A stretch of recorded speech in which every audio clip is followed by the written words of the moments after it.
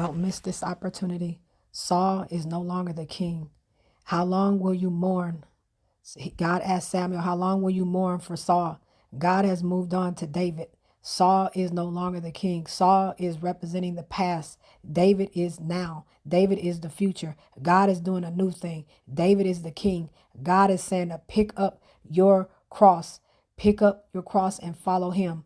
It's okay if you mourn, but keep moving. Keep moving in the things of God. Even if you're moving slow, but get up and move. Make some movement. Move forward.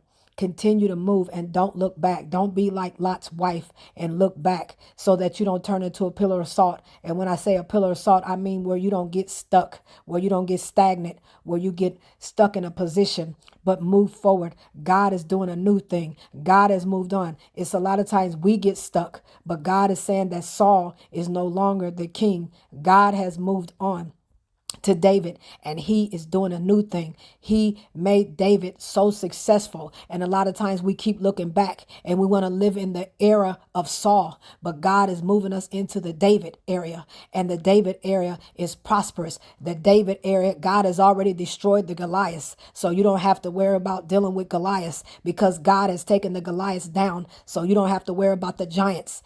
God has prepared the area for you already. He did it like he did when Joshua and them went to take down the walls of Jericho, that he already said the kings are already defeated. God put all the kings into Joshua and them's hand. He delivered the kings into their hands. So God is saying that now you can move forward. All of the people that you were afraid of, they have been moved. Your enemies have been moved. They have been scattered. So you don't have to focus on that, but you got to stop looking back. You got to stop looking back into the Saul area, and you got to move forward into David. God has anointed David's head. God has anointed you to move into the things you have been called. You are chosen by God. So that means that you can do the things of God. God has equipped you on the inside. So that means that the enemy is trying to make you look back. He's trying to make you look back like Lot's wife did, so that you could turn into a pillar of salt, so you can get stuck. God said he's unstuck you. You are no longer stuck. You can move on.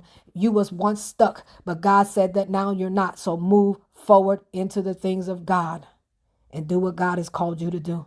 The doors are open for you to possess the land and take over the land. Move forward. Move forward. God bless you. Be blessed.